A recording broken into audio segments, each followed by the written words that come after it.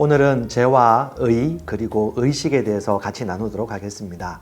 죄에 대한 의식도 있고 의에 대한 의식도 있습니다. 하지만 여러분들도 아시겠지만 사람들이라면 이 땅에 살 때 누구나 죄를 짓습니다. 그리고 죄를 짓고 난 이후의 반응은 제각각이지만 그리스도 예수를 믿고 거듭난 사람들이라면 죄를 인식하고 죄를 지은 이후에 어떻게 반응해야 될지, 그리고 그것에 대한 대응 방법은 무엇인지 좀 진지하게 생각하고 짚고 넘어가야 될 것 같습니다. 사람이라면 하나님의 아들이라 할지라도 지속적으로 하나님과 연결되어 있지 않으면 언제든지 죄의 유혹에 빠지거나 또 죄를 짓고 난 이후에 죄에 대한 수치감으로 너무 힘겨워하기도 합니다. 여러분 아시겠지만 죄의 삭은 사망입니다. 죄는 죽음에 이르게 합니다. 그러므로 죄에 대해서 철저하게 스스로 경고해야 되고, 죄가 어떤 의미인지, 그리고 죄를 지은 이후에 가지는 죄책감에 대해서 어떻게 처리해야 될지 같이 살펴봤으면 좋겠습니다.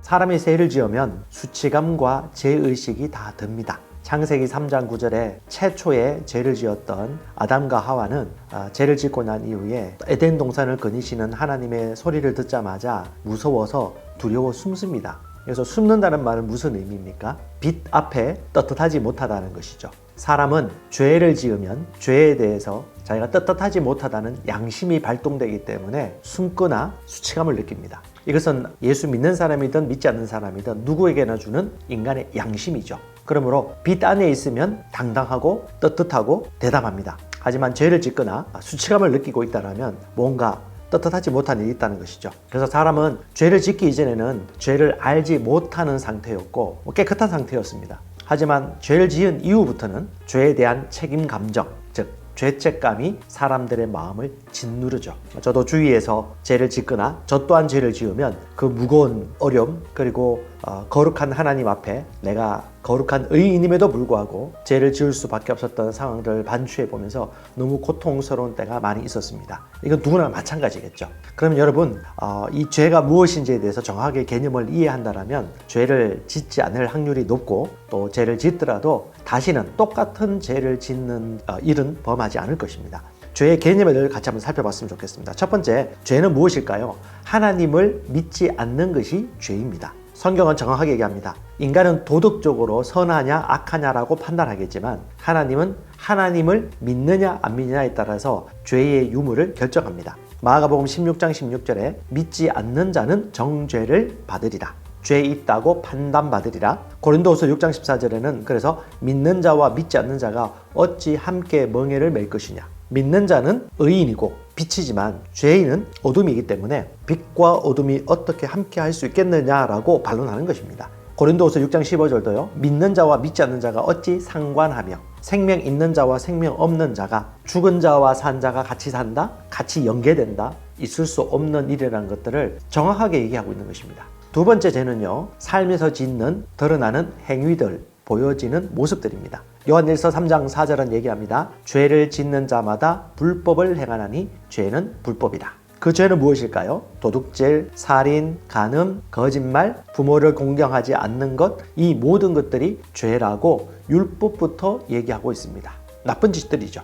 이것은 모든 사람들의 눈에 보이고 판단되기 때문에 죄라고 얘기하면 듣는 사람도 보는 사람도 당사자도 다 내가 죄를 지었구나라고 인정을 안 할 수가 없습니다. 세 번째 죄가 있습니다. 저와 여러분들은 이 세 번째 죄의 본질을 반드시 의식하셔야 됩니다. 무엇이 죄입니까? 마음에서 짓는 모든 죄가 있습니다. 하지만 이 죄는 들키지 않은 죄, 자기만 아는 죄, 아무도 보는 사람 없을 때 혼자 짓는 죄입니다. 마태복음 5장 28절에 예수께서는 이 죄의 본질을 이렇게 얘기합니다. 너희가 여자에 대해서 음욕을 품고 이미 마음에 그런 음란한 마음을 가졌다라면 이미 간음하였다라고 말합니다. 죄라는 것이죠. 마태복음 5장 22절에는 성질내거나 노하면 심판을 받게 된다. 마음으로 짓는 죄도 죄라는 것이죠. 하나님은 드러난 죄나 감추은 죄나 마음으로 지은 것이나 행위로 드러난 것이나 똑같은 죄로 본다는 것입니다. 하지만 우리 주위에서 보면 저는 그런 얘기를 듣습니다.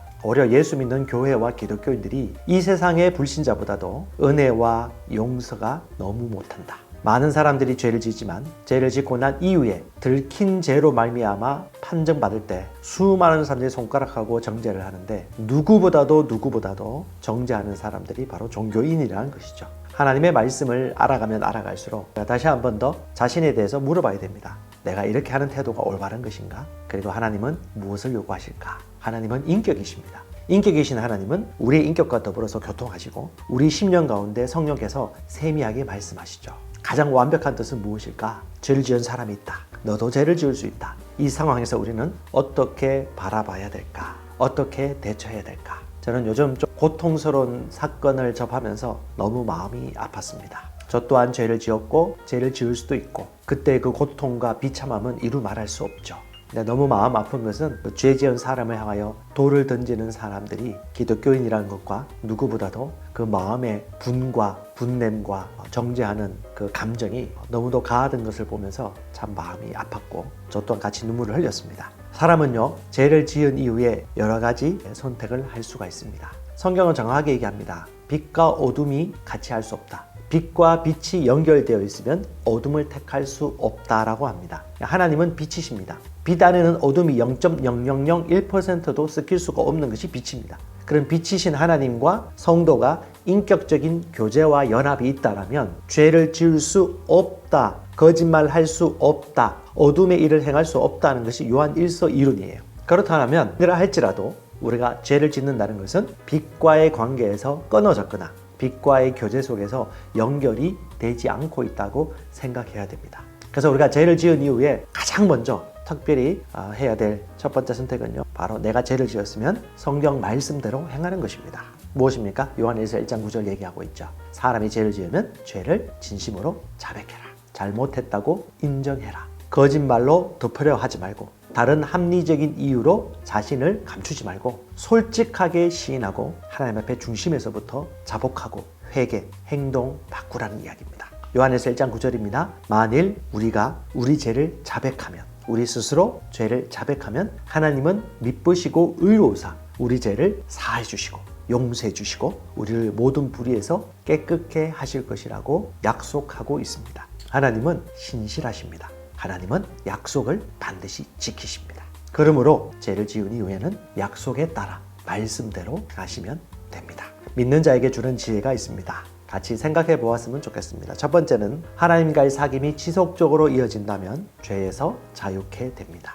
그러므로 우리는 지속적으로 빛 대신 하나님과 교제하고 내 안에 계신 성령을 의식하고 성령 충만을 유지하는 것이 가장 좋은 길입니다. 성령 충만은 말씀과 성령과 동행하는 것이고 항상 끊어지지 아니하고 지속적으로 교제를 맺는 것입니다. 두 번째, 혹시 죄를 지었다면 즉시 진심으로 회개하고 하나님 앞에 용서를 구하면 하나님은 신실하시고 의로우셔서 우리를 용서해 주시고 깨끗게 해주신다고 약속하셨습니다. 세 번째는 타인이 죄를 짓거나 지은 죄에 대해서 함부로 판단하는 자리에 있지 말고 오히려 자신을 깊이 돌아보며 죄 지은 그 사람과 상황에 대해서 같이 마음을 아파하면서 중보하는 자리에 갔으면 좋겠습니다. 하나님은 우리 안에 계십니다. 그리고 그분은 어떤 뜻이 가장 좋은 것인지 항상 우리에게 세배하게 말씀해 주십니다. 일이 커지고 소란스러울수록 마음이 번민할수록 사람을 의존하거나 사람과 얘기하기보다도 살아계신 우리 아버지 하나님, 인격이신 우리 하나님과 교통하고 기도하며 세미한 그분의 음성을 듣는 자리에 간다라면 우리의 마음과 생각은 지켜지게 될 것입니다. 하나님을 신뢰하십시오. 하나님은 은혜이십니다. 그리고 하나님은 해결할 길을 보여주십니다. 잠언서에는 그런 말씀이 있습니다. 어리석은 사람은 자기 마음의 깊은 것을 다 드러낸다. 하지만 여러분, 성경의 지혜를 따르면 우리는 쉽게 이겨나갈 수 있습니다. 로마서 2장 1절에 말하고 있습니다. 남을 판단하는 사람아, 누구를 막론하고 너가 핑계하지 못할 것은 남을 판단하는 것으로 그 행위로 너가 너를 정죄함이니 판단하는 너가 같은 일을 행하고 있다라고 말합니다. 잠언 29장 11절은 하나님의 지혜입니다. 어리석은 자는 자기의 모든 생각을 드러내나 현명한 사람은 그것을 끝까지 간직한다. 여기서 모든 생각은 원어로 보니까 루아흐라고 그래요. 루아흐는 그 마음의 거친 콧숨, 인간의 분노에 거친 숨, 그의 기분, 그의 감정, 그의 느낌, 그의 기질, 자기 기질이나 분노나 감정이나 느낌을 급하게 드러내거나 표출하는 것은 뭐다? 어리석은 자다. 그래서 급할수록 진지하게 한 번 더 생각을 하고 말을 늦게 하고 모든 말을 내뱉지 말고 깊이 있게 자신을 돌아보고 하나님의 말씀을 생각하고 성령의 인도를 받고 진지하게 담백하게 그리고 의미 있는 정확한 말을, 생명의 말을, 마땅한 언어를, 되어질 일들을, 원하는 것들을 진실되게 말하는 것입니다. 조급하게 말하는 자는 어리석은 자지만 마음을 지키는 자는 천하를 얻는 자입니다. 이제 의에 대해서 살펴보겠습니다. 그러면 여러분, 의는 무엇입니까? 의. 여러분, 노아 홍수 온 지구상의 모든 멸망이 임할 때 그 물홍수에서 유일하게 구원받는 가족이 노아의 가족인데 노아가 구원받았던 이유는 무엇입니까? 창세기에 보면 노아는 의인이었다라고 얘기합니다. 구원받는 조건은 의입니다. 의인이 되면 구원받습니다. 그러니까 의는 무엇입니까? 의의 정의를 세 가지로 나누겠습니다. 첫 번째, 하나님 임재 앞에 어떤 정죄감이나 죄책감이나 열등감 없이 그분 앞에 설 수 있는 능력, 위치, 상태, 권리를 얘기합니다. 두 번째, 바르게 행동할 수 있는 능력입니다. 의 자체가 위치도 얘기하지만 능력도 가지고 있습니다. 올바른 것을 보고 올바른 것이 무엇이라는 걸 분별했으면 그걸 고칠 수 있고 행할 수 있는 능력도 의 안에 있습니다. 의는 깨끗합니다. 정죄감이 없습니다. 수치감이 없습니다.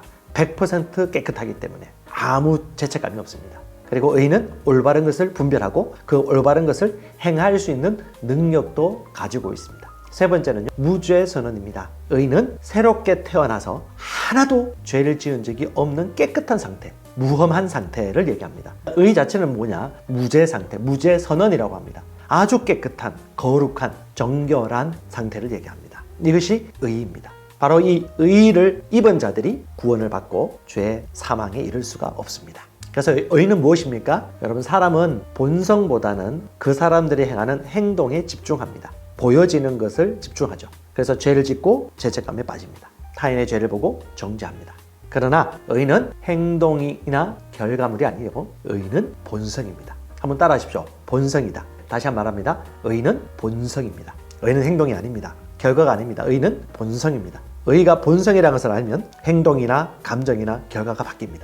의가 본성이라는 걸 알면 의가 무엇인지 아는 것입니다. 의는 행위에 집중하면 의롭게 살 수 없습니다. 본성에 집중하면, 본성을 의식하면 의롭게 살 수 있습니다. 이것이 복음의 본질입니다. 복음은요, 의의 복음입니다. 이 의는 값없이 받은 선물입니다. 그러므로 값없이 받은 선물이라는 것을 인정하고 감사하고 내가 하나님의 은혜로 의롭다 되었다는 것을 믿으면, 의식하면, 본성을 인식하면 의롭게 사는 행동이 따라오는 것입니다. 다시 말합니다. 의는 행위가 아닌 본성이다. 의는 더 잘할 필요가 없다. 단지 의식, righteousness, consciousness, 의식이 잘할 뿐이다. 의식이 증가할 뿐입니다. 의식이 부족하면 덜 의롭게 행동합니다. 의식이 강할수록 의롭게 살아갑니다. 세 번째, 의는 값없이 주신 하나님의 선물입니다. 그러므로 우리의 도덕적인 행위나 사람의 판단으로 결정할 것이 아니라 하나님의 말씀에서 말하고 있는 의의 선물이라는 것을 확인하고 믿고 받는 것입니다. 에베소서 2장 8절은 말합니다. 의는 믿음으로 말미암아 은혜는 은혜에 의해 믿음으로 말미암아 너희가 구원을 받았으니 이것은 너희에게서 난 것이 아니요 오직 하나님의 선물이라. 행위에서 난 것이 아니니 이는 하나님에게 받은 은혜의 선물이기 때문에 누구든지 자랑치 못함이라고 얘기하고 있습니다. 구원은 은혜의 선물입니다. 이 구원은 의롭기 때문에 받는 것입니다.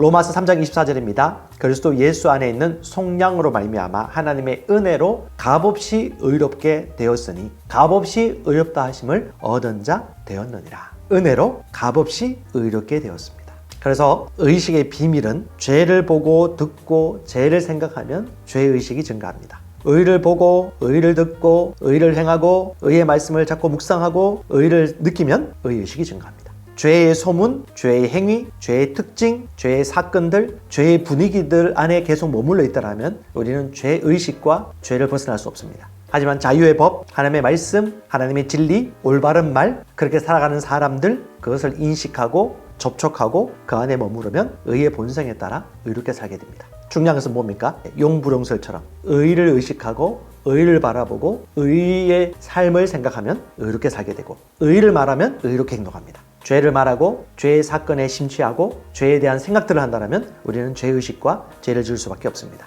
의식의 비밀은 뭡니까? 야고보서 1장 25절입니다. 그러나 자유의 온전한 법을 주시하고 그 안에 계속 머물러 있는 자는 듣고 잊어버리는 자가 아니라 오히려 실행하는 자니 이 사람은 그의 행실로 복을 받으리라. 뭐라고 말합니까? 법을 주시하고 그 안에 계속 머물러 있는 자. 법을 주시하고 그 안에 계속 머물러 있는 자. 주시, 지속, 반복. 주시하고 지속하고 반복하고. 그것이 바로 잊어버리는 것의 최고의 적입니다. 잊지 않으면 됩니다. 잊지 않는 길은 주시하고 지속하고 반복하는 것입니다. 그래서 의식을 세우는 팁이 여러 가지가 있겠지만 오늘 저는 두 가지만 제시하고 싶습니다. 하나는 말씀을 입술에 고백하는 시간을 갖는 것입니다. 우리 믿음의 말씀사 최순애 목사님이 쓰신 새로운 피조물 고백 기도집이 있습니다. 하나님의 말씀을 적어 놓은 겁니다. 하나님의 말씀을 풀어서 내 입에 시인하도록 돕는 최고의 좋은 도구입니다. 그런 말씀을 입에서 떠나지 않도록 지속적으로 보통 한 1시간 20분에서 1시간 30분이면